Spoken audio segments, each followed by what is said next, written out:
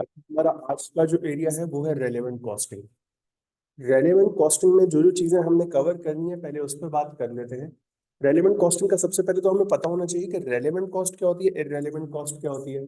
और उसके बाद जो हमारे बेसिक तीन एलिमेंट्स हैं किसी भी कॉस्ट के, दैट इज मटेरियल, लेबर और एक्सपेंसेस, उस पे हम बात करेंगे कि उसमें हमारे लिए रेलेवेंट कॉस्ट क्या होती है और क्या हमारे लिए, किस सूरत में हमारे लिए मटेरियल, लेबर या ओवरहेड जो है वो इररेलेवेंट होता है।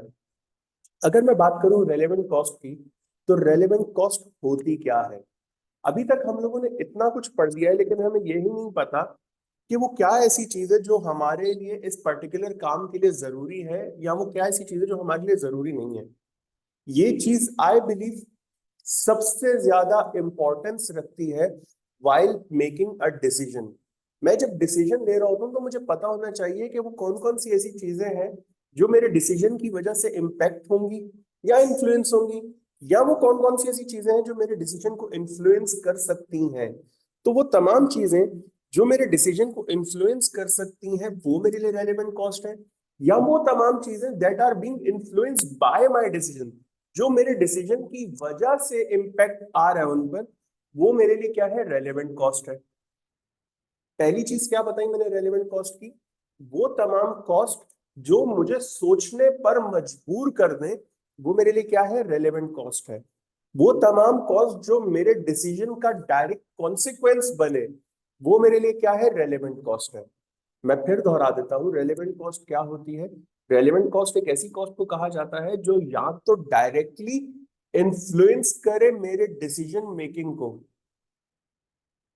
कि ये मैं काम करने जा रहा हूं, अच्छा नहीं इस पे ये खर्चा हो सकता है, तो वो मुझे सोचने पर मजबूर कर दे कि यार अगर मैं ये काम करने जाता हूं तो ये खर्चा होगा, दैट इज रेलेवेंट। या मैं डिसाइड कर लूं कि अब मैंने ये काम करना है और मुझ पे ये एक खर्चा आ गया, तो वो क्या है, रेलेवेंट है। तो हम पढ़ लेते हैं क्या लिखा हुआ है। A relevant cost is a cost, a relevant cost is a future cash flow arising as a direct consequence of a decision. A relevant cost is a future cost arising as a direct consequence of a decision. मतलब मेरे decision की वजह से जो directly मेरे ऊपर लग जाए कॉस्ट, वो क्या है मेरे लिए, रेलेवेंट है। A relevant cost is a cost which has a direct influence on the decision. मैंने दो बातें आपको अभी बताई थी ना। पहली बात क्या थी कि रेलेवेंट कॉस्ट एक ऐसी कॉस्ट को कहा जाता है जो मेरे डिसीजन का डायरेक्ट कॉन्सिक्वेंस है, कि मैंने ये फैसला किया था ना, अब ये भुगतो। दूसरी चीज क्या थी, रेलेवेंट कॉस्ट एक ऐसी कॉस्ट है जो मुझे डिसीजन, मेरे डिसीजन को इन्फ्लुएंस कर दे या मेरे डिसीजन पे इम्पैक्ट ले आए, कि नहीं ये नहीं करो ये खर्चा आ जाएगा। सोचते हो ना, ये क्या है मेरे लिए, रेलेवेंट कॉस्ट है। There are three things to consider when looking whether a cost is relevant और नॉट। मुझे तीन चीजें देखनी होंगी, मुझे पता चल जाएगा कि मेरी कॉस्ट रेलेवेंट है या नहीं है। पहली चीज क्या है, इज इट फ्यूचर, क्या वो कॉस्ट हो गई है, लग चुकी है या आगे लगनी है। इज इट फ्यूचर, क्या वो मुस्तकबिल में लगेगी मेरे ऊपर कॉस्ट। अगर एक कॉस्ट मुस्तकबिल में मेरे ऊपर लगेगी तो वो मेरे लिए क्या है, रेलेवेंट है। लेकिन खाली फ्यूचर का होना is not making it a relevant cost. जरूरी नहीं है कि फ्यूचर में लग रही है तो रेलेवेंट है। फॉर एग्जाम्पल, मैंने एक जगह किराए पर ले ली, तो ये मैंने एक जगह किराए पर ले ली, अब मैं वहां पर फॉर एग्जाम्पल एक कमरा मैंने किराए पर लिया, तो इस कमरे के अंदर मैं जो भी काम कर रहा हूं वो मेरे लिए अब किराया इररेलेवेंट है। किराया मेरे लिए क्या है, इररेलेवेंट है, क्योंकि वो अब मेरे लिए फिक्स कॉस्ट है। समझ आती है, ये चीज समझ आती है। अभी मैंने 6 महीने का किराया दिया, अगर मैं इस कमरे में कुछ एक्स्ट्रा करने जाता हूं तो क्या आगे देने वाला किराया मेरे लिए रेलेवेंट होगा, नहीं, क्योंकि किराया तो मैं पहले भी दे रहा था। किराया तो मैं पहले भी दे रहा था ना। अब अगर इस कमरे में कोई जगह बच गई थोड़ी सी और मैं वहां पर कोई और काम कर लेता हूं तो मेरे लिए वो कॉस्ट रेलेवेंट नहीं, क्योंकि वो पहले भी लग रही थी मुझ पे। तो फ्यूचर के साथ साथ दूसरी चीज जो आती है वो होती है इंक्रीमेंटल। इंक्रीमेंटल का मतलब ये होता है कि क्या ये कॉस्ट एक्स्ट्रा है, क्या मेरी इस एक्टिविटी की वजह से मुझ पर ये एक्स्ट्रा कॉस्ट लग रही है। अगर ऐसा है तो वो रेलेवेंट है, अगर ऐसा है तो वो रेलेवेंट है, लेकिन सिर्फ फ्यूचर और एक इंक्रीमेंटल होना लाजमी नहीं है। क्यों? अब जरा समझना इस चीज को। एक कमरा मैंने जो किराए पर लिया था, उसका किराया तो मैं दे रहा हूं ना, वो फ्यूचर में भी देना है, तो वो मेरे लिए रेलेवेंट नहीं हुआ, क्योंकि वो ऑलरेडी पीछे से लगता हुआ आ रहा था। लेकिन अगर उस कमरे में कोई जगह बच गई और मैं वहां पर फॉर एग्जांपल एक छोटा सा स्टॉल लगा रहा हूँ कि आप यहाँ पर ये सारी चीजें इस्तेमाल करो या यहाँ से चीजें आप खरीद सकते हो, तो वो स्टॉल को बनाने का, लगाने का, ये पूरा खर्चा क्या है मेरे लिए? रेलेवेंट है। फिर उस स्टॉल के अंदर मैं एक मशीन जो है वो इंस्टॉल करता हूँ या एक इक्विपमेंट इंस्टॉल करता हूँ, फॉर एग्जांपल एक वॉफल मेकर मैं उसके अंदर इंस्टॉल कर रहा हूँ। तो वो जो वॉफल मेकर है वो खरीदूंगा तो वो रेलेवेंट है, बिल्कुल रेलेवेंट है। फ्यूचर की कॉस्ट है, मैं वॉफल बनाना चाहता हूँ तो वॉफल की मशीन खरीदनी पड़ेगी ना, वॉफल मेकर मुझे खरीदना पड़ेगा, that is future cost. Waffle maker की एक्स्ट्रा एक कॉस्ट है, इंक्रीमेंटल है। अब वो वॉफल मेकर मैं खरीदूंगा, बनाऊंगा, वो डेप्रिसिएट भी तो होगा। डेप्रिसिएशन जो एक्सपेंस आ रहा है वो भी तो इंक्रीमेंटल है ना, लेकिन वो इररेलेवेंट है।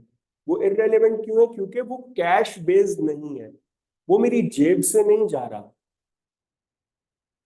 डेप्रिसिएशन का खर्चा जो है ऐसा नहीं है कि मैं अपनी जेब से पैसे दे रहा हूं कि ये चीज डेप्रिसिएट हो रही है। सही। तो फ्यूचर और इंक्रीमेंटल होने के साथ साथ जो तीसरी चीज है कॉस्ट को रेलेवेंट बनाती है, वो क्या है? कि ये कैश फ्लोज में आना चाहिए।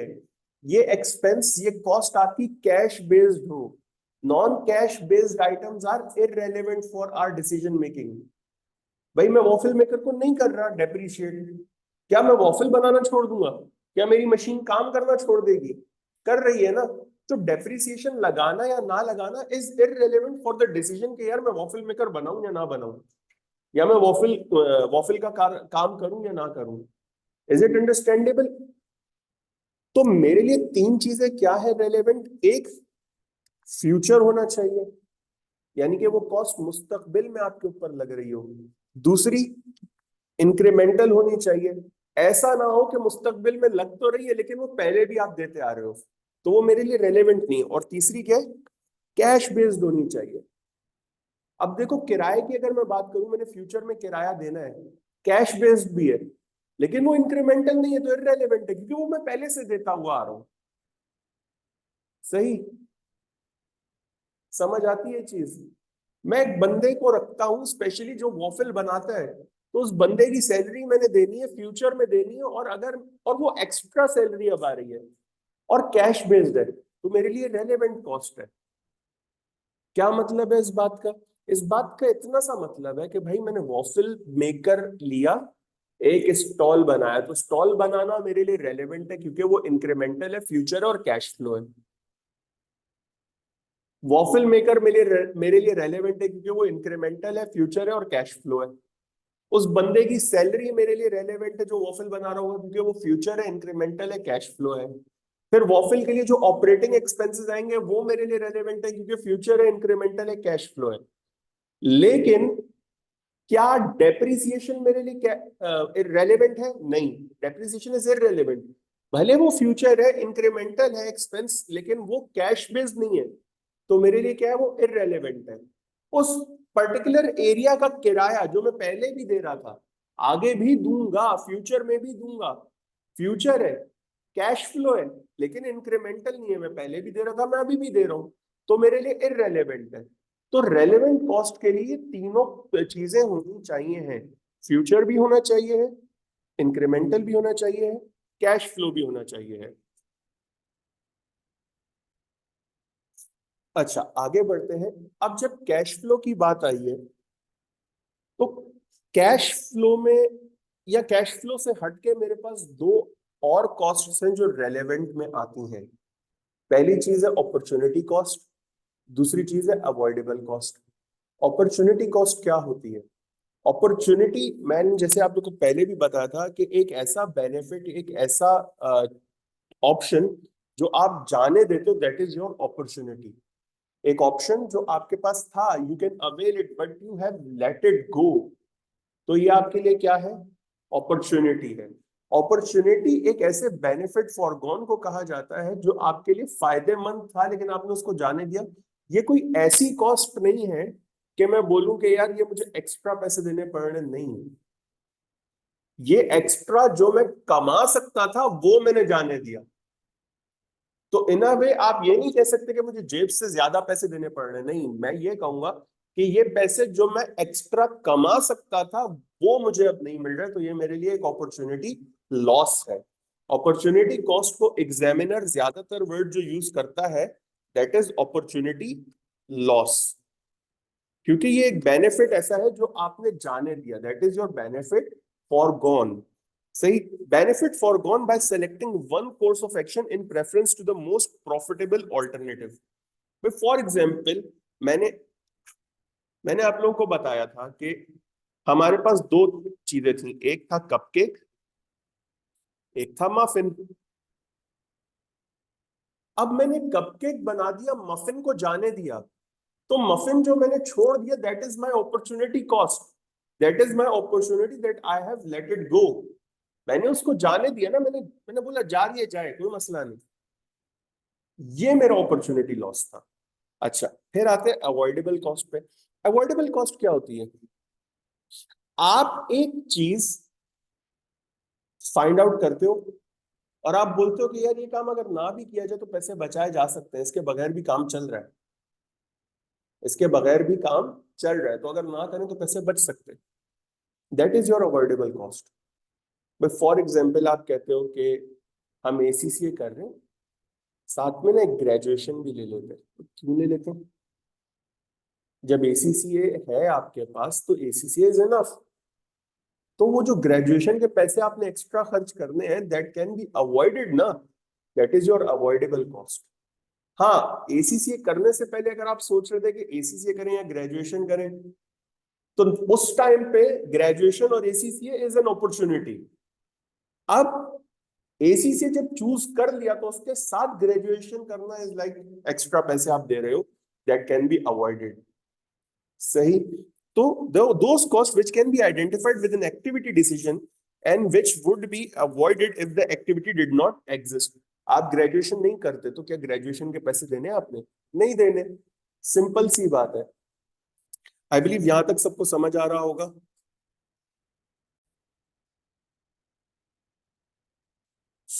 अच्छा, जो अगली चीज है हमारे पास वो है इररिलेवेंट कॉस्ट। हम लोग को पता है रेलेवेंट कॉस्ट क्या होती है, हम लोगों ने पढ़ लिया, हमें ये समझ आ गया कि रेलेवेंट कॉस्ट की क्या क्या शराइत होनी चाहिए। इररिलेवेंट कॉस्ट क्या होती है, अब जरा इस पे बात कर लेते हैं। इररिलेवेंट कॉस्ट उन तमाम कॉस्ट को कहा जाता है जो मेरे लिए इंपॉर्टेंस ना रखती हो, जो मेरे लिए इंपॉर्टेंस ना रखती हो। जैसे कि मैंने आपको बताया था कि आप किराया दे रहे हो, किराया फिक्स्ड है ना, तो इररिलेवेंट है, मेरे किसी काम का नहीं है।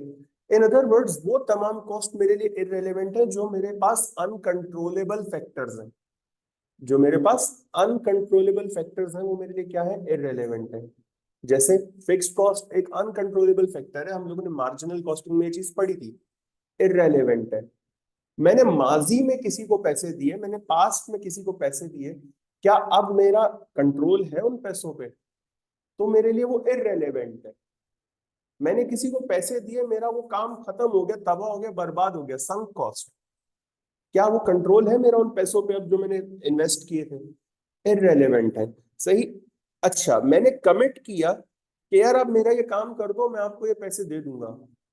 अब अगले ने मेरा वो काम कर दिया, तो अब मुझे उसको पैसे देने हैं, अब मुझे उसको पैसे देने हैं। या किसी वजह से अगर मैं बैकआउट करता हूं तब भी मुझे उसको पैसे देने हैं, क्योंकि मैंने कमिट कर लिया था, मैंने कमिट कर लिया था। अब मैं किसी भी वजह से बैकआउट करता हूं, मुझे उसको पैसे देने, बिकॉज इट वॉज कमिटेड। उसने मेरी वजह से कहीं और काम नहीं किया तो मैं उसको पैसे देने के लिए पाबंद हूं। तो ये वो तमाम कॉस्ट्स हैं जो मेरे लिए क्या होती है, इररेलेवेंट। जिसमें सबसे पहले मेरे पास क्या आ जाती है, फिक्स कॉस्ट। फिक्स कॉस्ट अगर तो नॉर्मल सर्कमस्टांसिस की तो मेरे लिए क्या है, इररेलेवेंट है। मैं फिर दोहरा दूं, फिक्स कॉस्ट अगर नॉर्मल सर्कमस्टांसिस की है तो मेरे लिए क्या है, इररेलेवेंट है। हमने फिक्स कॉस्ट पढ़ी थी दो तरह से, एक नॉर्मल, दूसरी incremental. Remember when we are doing high low method, तो मैंने आपको क्या कहा था कि फिक्स कॉस्ट एक नॉर्मल होती है और एक इंक्रीमेंटल होती है। इंक्रीमेंटल या जिसे हम कहते हैं step fixed cost. When it comes to step fixed cost, step fixed cost मेरे लिए रेलेवेंट होती है या स्टेप फिक्स्ड कॉस्ट मेरे लिए रेलेवेंट हो सकती है। मैं यहां पर लिख भी देता हूं, fixed cost is irrelevant but step fixed cost can be relevant. Step fixed cost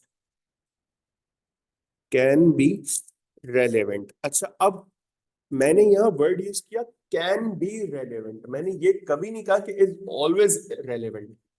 सही, उसकी वजह क्या है? स्टेप फिक्स्ड कॉस्ट का क्या मतलब है कि अगर मैं अपनी एक्टिविटी को इस पॉइंट से, इस थ्रेशोल्ड से, इस बैरियर से आगे लेके जाता हूं तो मेरे ऊपर स्टेप फिक्स्ड कॉस्ट आएगी। तो मेरे ऊपर क्या आएगी?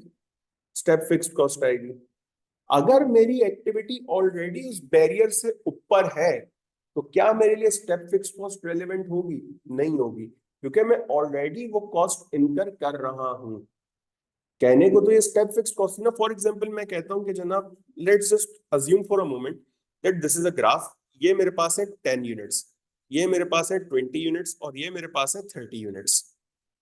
मेरी 10 यूनिट तक कॉस्ट रिमेन्स सेम। अगर मैं 10 से ऊपर जाता हूं तो 10 से 20 तक मेरी कॉस्ट ये होगी और फिर 20 से ऊपर जाता हूं तो मेरी कॉस्ट ये होगी। अब मैं ऑलरेडी इस वक्त 12th यूनिट पर हूं। किस पर हूं? 12th यूनिट पर। मतलब मैं 12 यूनिट्स बना रहा हूं महीने के, हफ्ते के, या महीने के कहते हैं, महीने के 12 यूनिट्स बना रहा हूं। तो अगर मैं 12 से या 13 से लेकर 20 तक जाता हूं तो क्या मुझे कोई इंक्रीमेंटल कॉस्ट पे करनी है? नहीं।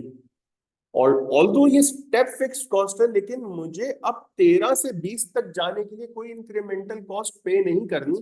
तो मेरे लिए ये कॉस्ट क्या है? इररेलेवेंट है। Okay, fair enough. और जब मैं 30 से ऊपर जाता हूं, अगर मैं 30 से ऊपर जाता हूं और फिर मुझे एक्स्ट्रा कॉस्ट पे करनी होगी तो वो मेरे लिए रेलेवेंट है।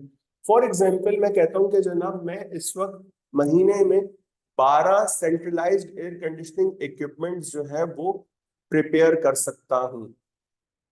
तो 12 यूनिट्स प्रिपेयर करने के लिए तो मुझे कोई मसला नहीं है।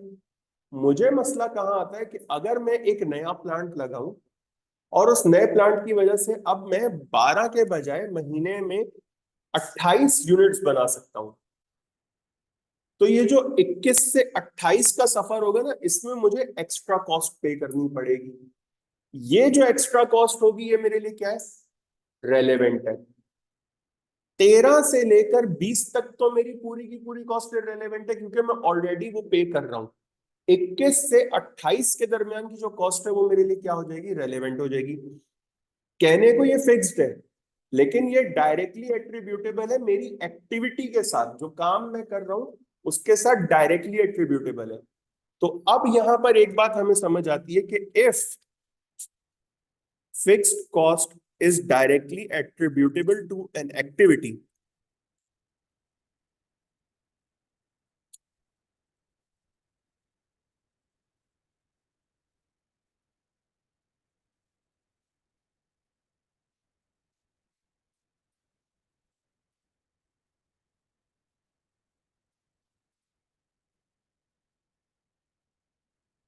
if fixed cost is directly attributable to an activity it becomes relevant। कि ये फिक्स कॉस्ट मैं इनकर ही इस वजह से कर रहा हूं कि मैं ये काम करूंगा, अगर मैं ये काम नहीं करता तो मैं फिक्स कॉस्ट इनकर ही नहीं करूंगा। तो ये फिक्स कॉस्ट मेरे ऊपर क्यों आ रही है? क्योंकि मैं ये काम कर रहा हूं और इस सूरत में मेरे लिए ये रेलेवेंट हो गई। अब आगे बढ़ते हैं, बात करते हैं हमारे जो 3 एलिमेंट्स हैं उन पे, उनके लिए रेलेवेंट कॉस्ट क्या होगी और इररेलेवेंट कॉस्ट क्या होगी। सबसे पहले हमारा बेसिक एलिमेंट मटेरियल। मटेरियल क्या होता है हम सबको पता है, the basic ingredient of any product हमारे लिए क्या है? मटेरियल है। मटेरियल के लिए रेलेवेंट कॉस्ट क्या है और इररेलेवेंट कॉस्ट क्या है? देखो, अगर मेरे पास मटेरियल पड़ा हुआ है इन्वेंट्री में तो कौन सी कॉस्ट रेलेवेंट है और कौन सी इररेलेवेंट है, इस पे बात करेंगे। अगर मेरे पास मटेरियल नहीं पड़ा हुआ तो कौन सी कॉस्ट रेलेवेंट और कौन सी इररेलेवेंट है, इस पे बात करेंगे। पहले बात करते हैं, if material is in inventory, अगर मटेरियल इन्वेंट्री में रखा हुआ है तो क्या होगा? मटेरियल इन्वेंट्री में है, उसमें भी अब पहली शर्त क्या आ गई कि वो यूज में है, in continual use. If material is in use of an organisation, then relevant cost of the material will be current market price of the material. भाई फॉर एग्जाम्पल मैं कहता हूं मेरी सालाना डिमांड थी 1,25,000 KGs of material, 1,25,000 KGs of material, ये मेरी annual demand है, ये मेरी एनुअल डिमांड है 1,25,000 केजीज ऑफ मटीरियल। अब ये मटीरियल मेरे यूज में है ना, अगर मुझे मफिन बनाना है, this is for cupcake right, this particular thing is for cupcake. अगर अब मुझे यहां पर अगर अब मुझे यहां पर मफिन बनाना है तो I need to buy extra material for that, और मफिन के लिए एक्स्ट्रा मटेरियल खरीदूंगा तो उसकी रेलेवेंट कॉस्ट क्या होगी? ऑब्वियसली मार्केट से मुझे जितने का मिल रहा है वो उसकी क्या रेलेवेंट कॉस्ट है, तो उसकी जो मार्केट प्राइस होगी, करंट मार्केट प्राइस, वो मेरे लिए क्या है? रेलेवेंट है। ऐसा नहीं है कि मेरे पास मटेरियल रखा हुआ नहीं है, रखा हुआ है लेकिन वो इस्तेमाल में है। अब मैं उसको छोड़ के, जो उसका यूज है, मैं उसको छोड़ के दूसरा काम तो नहीं करूंगा ना, तो मैं मटेरियल की रेलेवेंट कॉस्ट क्या लूंगा? जो मार्केट प्राइस है।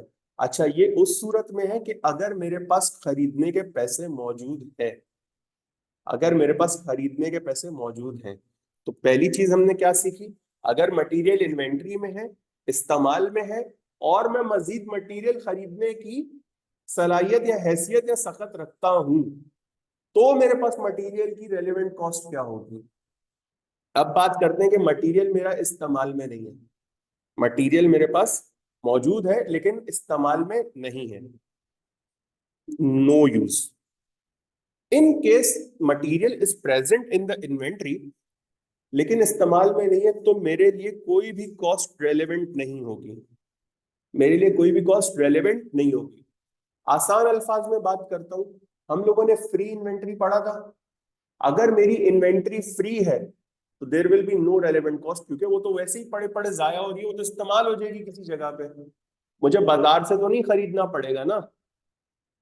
भाई ऐसा है कि मैंने कोको पाउडर खरीद के रख दिया था कोई 40-50 हजार टन, सही है, कि मेरे इतने कपकेक की प्रोडक्शन हो गई कि मैंने कोको पाउडर 40-50 हजार टन लेके रख लिया। अब इत्तेफाक ऐसा हुआ कि चॉकलेट से ज्यादा कैरेमल केक चल पड़ा, तो मैंने बोला कोको पाउडर का क्या करें, वो तो मेरे पास फ्री पड़ा हुआ है, मुझे कैरेमल पे ज्यादा काम करना पड़ रहा है। तो मैंने जब मफिन लॉन्च किया तो उसके लिए मुझे अलग से कोको पाउडर खरीदने की जरूरत नहीं पड़ी। जब मैंने मफिन लॉन्च किया तो मुझे अलग से कोको पाउडर खरीदने की जरूरत नहीं पड़ी, क्योंकि मेरे पास ऑलरेडी फ्री पड़ा हुआ था कोको पाउडर। ओके, तो इस सूरत में मेरे पास कोको पाउडर की कोई भी रेलेवेंट कॉस्ट नहीं हुई। या जब मेरे पास क्रिसमस का या एज ए मैटर फैक्ट अभी ईस्टर का जो मेरे पास ऑर्डर आया, तो उसके लिए मेरे पास जितने भी केक्स थे चॉकलेट बेस्ड, मैंने कोको पाउडर अलग से नहीं खरीदा क्योंकि मेरे पास पड़ा हुआ था। तो मेरे लिए क्या कोको पाउडर की कोई कॉस्ट रेलेवेंट हुई? नहीं हुई। अब बात करते हैं, अच्छा ये हो गया कि मेरे पास मटेरियल पड़ा हुआ है लेकिन इस्तेमाल में नहीं आ रहा। मेरे पास मटेरियल पड़ा हुआ है, इस्तेमाल है, मैं खरीद भी सकता हूँ, पहली सिचुएशन ये थी। दूसरी सिचुएशन, मेरे पास मटेरियल पड़ा हुआ है, इस्तेमाल नहीं हो रहा। तीसरी सिचुएशन, मटेरियल पड़ा हुआ है, इस्तेमाल हो रहा है, लेकिन मैं मजीद खरीद नहीं सकता, पैसा नहीं है। तो इस सूरत में क्या किया जाएगा? इसे कहा जाता है स्केर्स कैपेसिटी।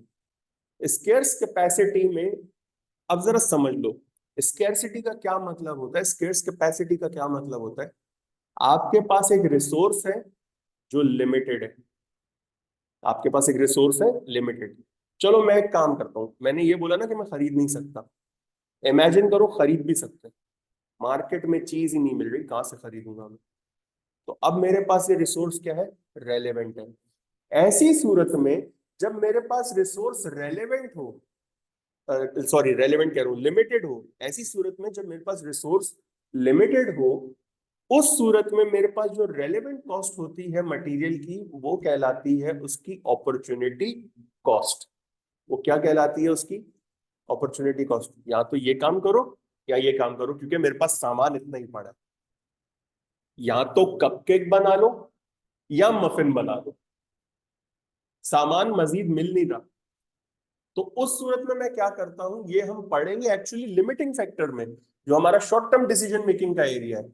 लेकिन लेकिन लेकिन please keep that in mind that my relevant cost will be the opportunity cost, क्योंकि I have to choose between two best alternatives.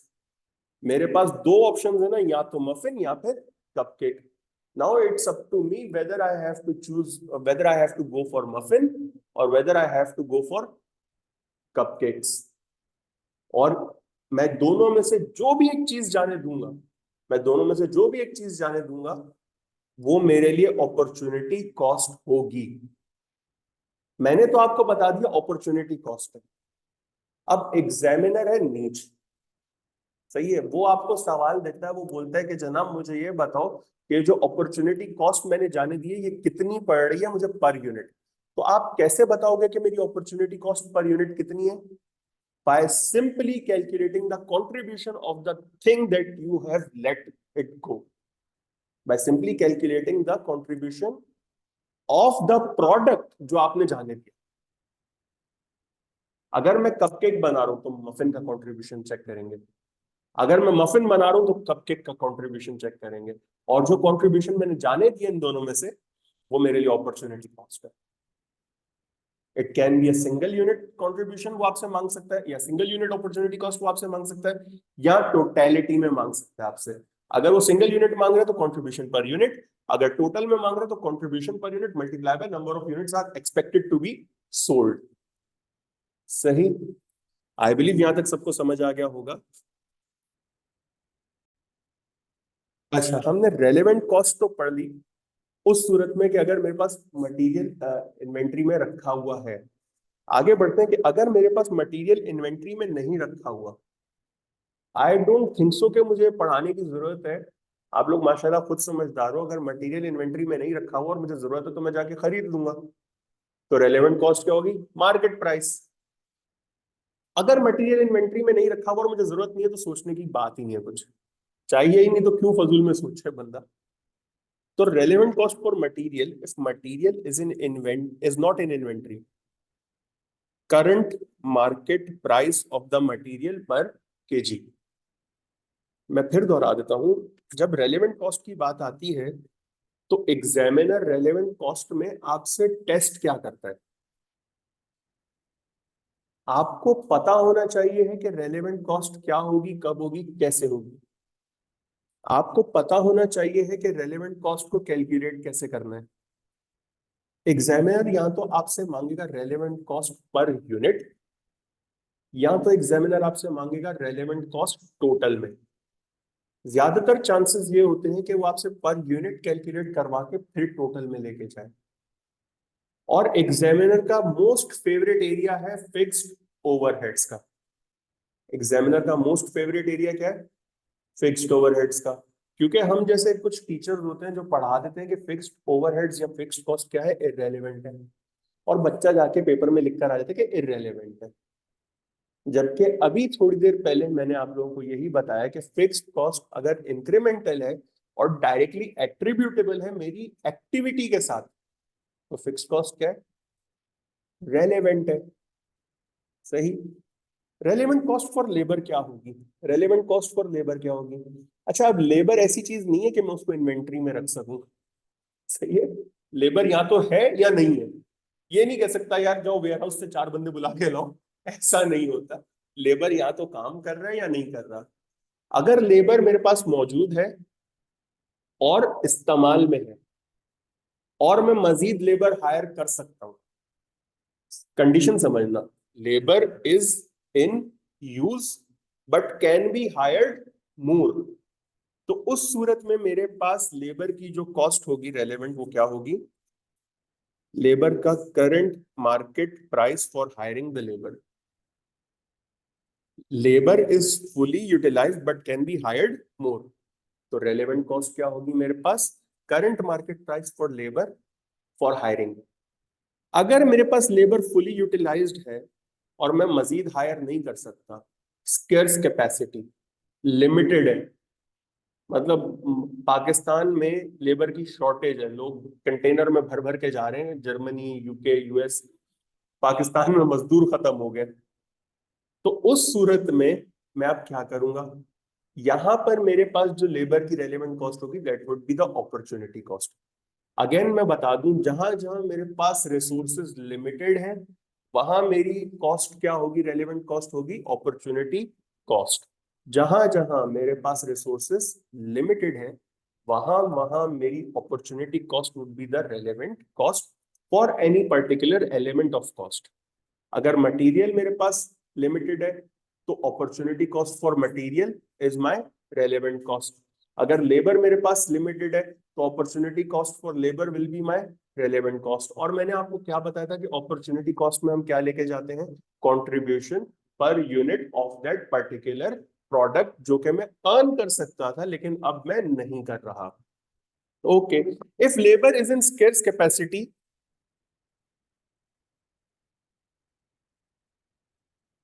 if labor is fully utilized by the organization and can't be hire more, then the relevant cost of labor is the opportunity cost for not using labor to any other alternative opportunity। यहां पर एक छोटी सी गलती है, ये scarce capacity नहीं है, that is idol.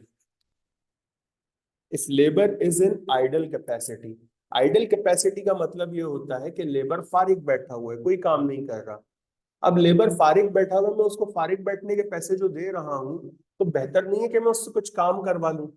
तो इस सूरत में अगर लेबर आइडल है तो मेरे लिए कोई भी रेलेवेंट कॉस्ट नहीं होगी। अगर मेरा लेबर क्या है? आइडल बैठा हुआ है, फारिग बैठा हुआ है, तो मेरे लिए कोई भी कॉस्ट रेलेवेंट कॉस्ट नहीं होगी। अच्छा, अब ये हमारे पास लास्ट चीज है रेलेवेंट कॉस्टिंग की, which is relevant cost for overheads. Relevant cost for overheads, हमने ओवरहेड्स पढ़े थे दो तरह के। अगर मैं फंक्शंस की बात करूं तो हमारे पास दो तरह के ओवरहेड्स कौन से थे? Production, non production. यहाँ पे हमारा प्रोडक्शन या नॉन प्रोडक्शन से कुछ लेना देना नहीं है। यहाँ पर अगर मैं ओवरहेड्स की बात करूंगा तो मैं बिहेवियर वाइज बात करूंगा। बिहेवियर वाइज मुझे पता है दो तरह के ओवरहेड्स थे, एक थे फिक्स, दूसरे वेरिएबल। वेरिएबल ओवरहेड तो जब जब होगा मेरे लिए रेलेवेंट है, क्योंकि वेरिएबल कॉस्ट या वेरिएबल ओवरहेड वो बनता ही तब है जब मैं एक्टिविटी परफॉर्म करूंगा। भाई मैं आटा लेने जाऊंगा तो पैसे दूंगा, ऐसा तो नहीं है ना कि आटा नहीं लाया और पैसे दे दिए। मैं पेप्सी पीऊंगा तो पेप्सी के पैसे दूंगा, मैं बर्गर खाऊंगा तो बर्गर के पैसे दूंगा। These are activities that are variable. मैं ये काम करूंगा तो पैसे देने, वो डायरेक्टली एट्रीब्यूटेबल है अपनी एक्टिविटीज के साथ, तो वो मेरे लिए क्या है? रेलेवेंट है। और फिक्स्ड ओवरहेड्स जनरली क्या होते हैं मेरे पास? इररेलेवेंट होते हैं जनरली स्पीकिंग। और in ordinary course of business fixed overheads are generally irrelevant। in ordinary course of business fixed overheads are generally irrelevant, but in some cases they may be relevant। जैसा मैंने अभी आपको थोड़ी देर पहले बताया कि अगर फिक्स कॉस्ट डायरेक्टली एट्रीब्यूटेबल है मेरे किसी एक्टिविटी के साथ, तो वो मेरे लिए क्या है? रेलेवेंट है। जैसे बंदा मैंने बुलाया उसको सैलरी पे रखा होगा ना, वॉफिल के लिए जो बंदा मैंने बुलाया था उसको मैंने सैलरी पे रखा है, सैलरी फिक्स्ड है।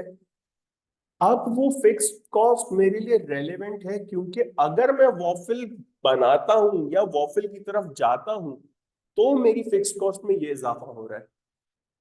मैंने बंदे को ये तो नहीं कहा ना भाई जितने वॉफिल बेचोगे उतने पैसे ले जाना, नहीं, मैंने उसको क्या कहा, भाई तुम्हारी मंथली तनख्वाह ये रही, इतनी है।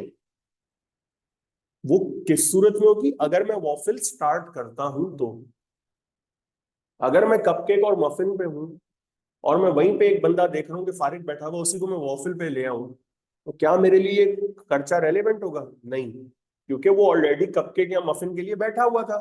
मैंने तो उसी को बोला कि चल भाई तू वॉफिल भी बेच दे साथ। बट अगर मुझे वॉफिल के लिए अलग से बंदा लेकर आना है, तो मेरे लिए फिर वो फिक्स कॉस्ट क्या होगी? रेलेवेंट होगी। ओके की रिपोर्ट है। आई बिलीव यहां तक सबको समझ आता होगा।